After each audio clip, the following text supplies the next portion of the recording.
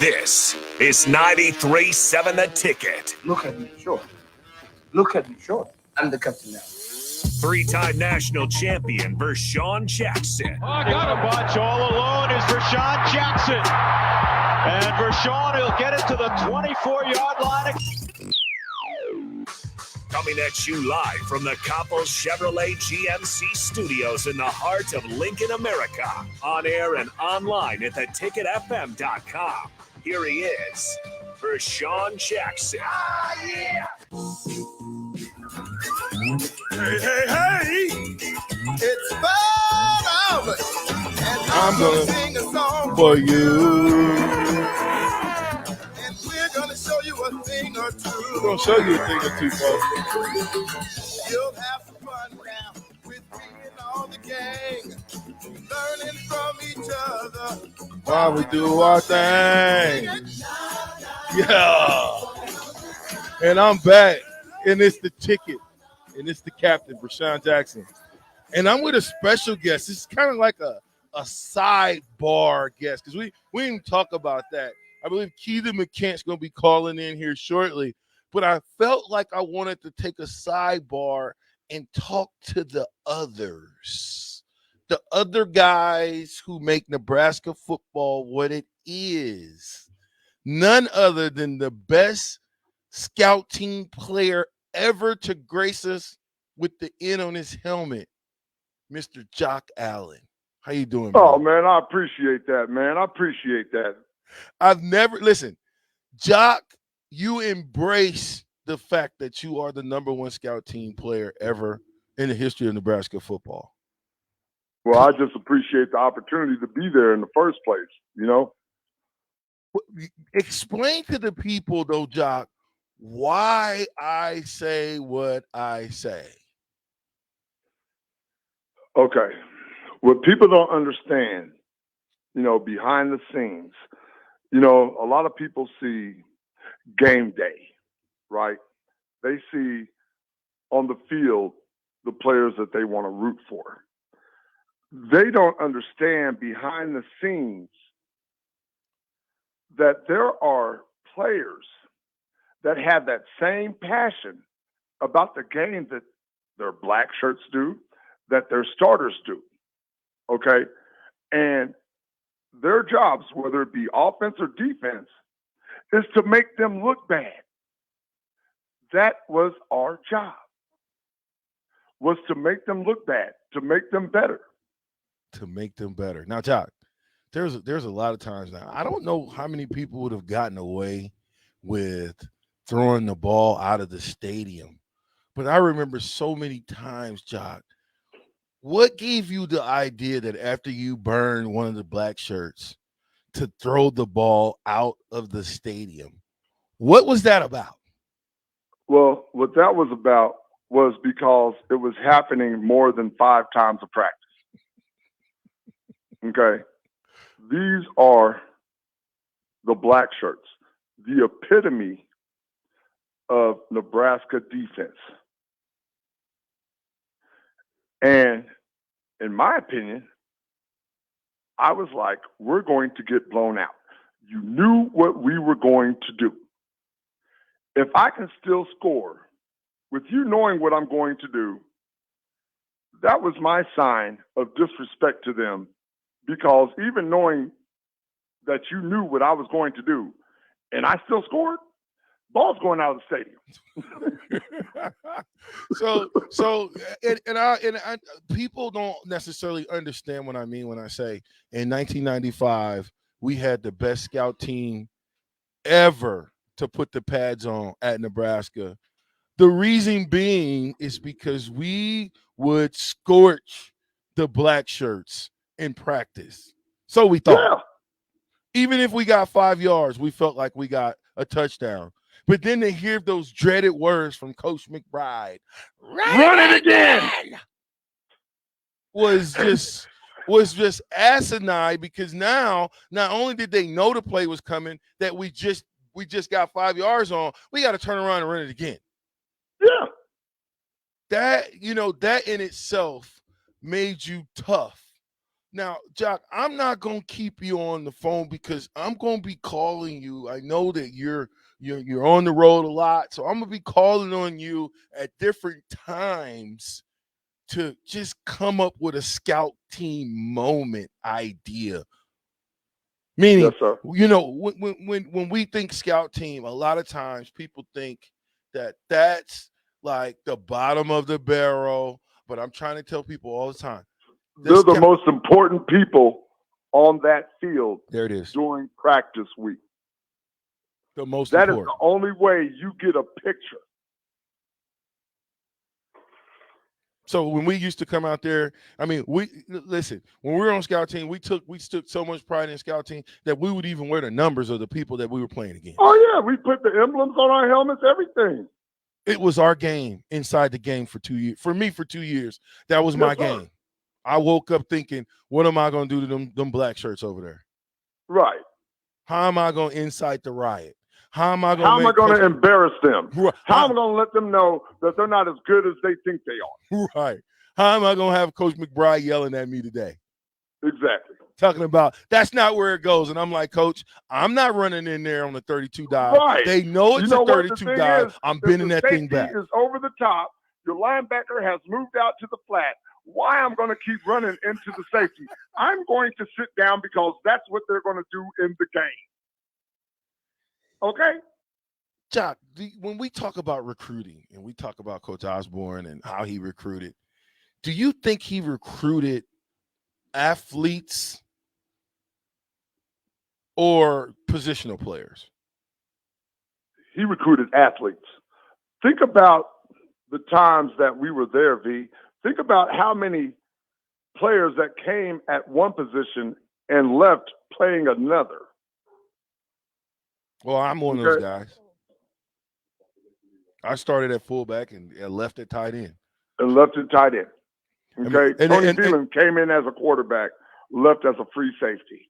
And only Jamel Williams came as a running back, left as a running back, and ended up playing linebacker. Yeah, so you can't. So when we look at development of players, developing players just means that you put a player in the best position to help the football team, right? To win. Didn't matter if he plays out of position or not. At the bottom of at the end of the day, the bottom line is to win. It is to win. What do you see when you see Nebraska football now? Hopelessness. Oh boy, that's tough. Why you say that? The reason I say that is you lost the one player the last year that he had to play. You lost the one player that, no matter what anybody says about him, held that offense together. Now you have to start from scratch. How do we but let's go back. How do we lose Amar? How do we lose Adrian Martinez? Why do you think he left? He broke all the records and then left. Why do you think he didn't push the goalpost? Yeah, push the goalpost further. I'm going to tell you why. This is my opinion. This is why Nebraska lost Adrian Martinez. They lost Adrian Martinez because Adrian Martinez was taking the brunt of why they were losing. Imagine, you remember when we were in college, we were winning a lot, Rashawn. Okay, so when, we'd go out and, out in public, people were cheering us on, right? Oh, keep it up, guys. You guys are doing great. Keep it up. Hey, dinner's on me tonight, right? But imagine the way Nebraska is now, even though he's broken all these records. It's because of you. Hey, good job, Martinez. Hey, great job, Martinez. Hell, you've been here for 7 years. You think after 7 years, you learn how to win. That's just not on him, though, right? It's not on him. Right. But the scrutiny that he felt when he was out in public, in my opinion, is the reason that he left. I digress. Listen, I'm torn because I like Amart. I thought he had a lot of different qualities. I thought he brought a lot to the team, but I also thought he made some mistakes in some crucial times. I feel like this. If somebody sticks with you, you should stick with them. And you finish what you start. You don't go to K-State. You stay at Nebraska. You push the goalpost further, and you make the guys coming after you reach. Even though you didn't have the best record, who cares? But you get an opportunity to right the ship. Well, Rashawn Aloysius Jackson. We are in a different time now, okay? You know, back when we played, if you didn't like where you were and you wanted to transfer, you had to sit out a year, okay? Now, colleges are set up to where it's almost like free agency, right? You lose nothing. I don't like it here. You leave after the football season and you transfer. You go through winter conditioning, spring ball, you're able to play that following season. Is it important, though, to tell these kids when they come in, listen, we know the transfer portal's here. We're not looking for you to ever get in that transfer portal. I mean, do we gotta address the elephant in the room? Don't we gotta address that at some point? Well, we really do. And it's even more than an elephant. It's more like a sperm whale, okay? So the thing is, coaches can say whatever they want to. There's coaches out here now on the college level that don't like that players are able to make a salary while they're playing, right? It's a different time, V. Like, these players have, it's come to a time where players can do what they want to, right? Does that destroy – Jay Foreman said something earlier that I thought was intriguing, was gone is the day when athletes come and coaches treat them as, I just gave you a $250,000 scholarship. You need to pay it forward and pay it back. How you do that is by getting good grades, staying out of trouble, and playing football and in the weight room and performing when the lights turn on. Right. We got to have that conversation because in this age, we have born and we have said yes to the defeated mentality player. Not I'm gonna keep working and working and working. Jock, I cannot never understand why Jock Allen did not play. We'll get into that later, but you never gave up. You could have still transferred if you wanted to. Didn't want to. Didn't even have a desire to. Didn't want to. Part of a team. The one thing is, this is what I think gets taken for granted nowadays. Rashawn Aloysius Jackson. I've known you for 30 years. One of my best friends in the world. Would have never happened had I left. Huh. These athletes nowadays take for granted the experience it is to be a part of something special, regardless of the outcome of what your team does. Huh. You're building a family that goes beyond your college years. Huh. Family is a word that a lot of these athletes are taking for granted. And they're missing the boat. Totally. Jock, I got another special request before we get off and try to figure this thing out. But you're Antonio Brown. Give me Fire Marshal Bill and the Antonio Brown situation. Okay. So let's say it's last week. You're out there trying to practice. Your ankle's all messed up. You're like, I can't go. Thursday, Friday. Your coach is expecting you to play. You tell your coach, I'm not going in.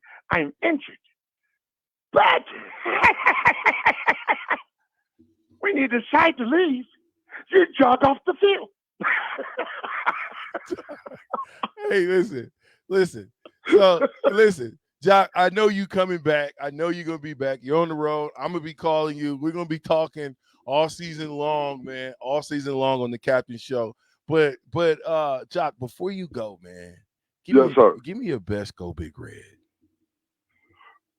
Go Big Red! Go Big Red!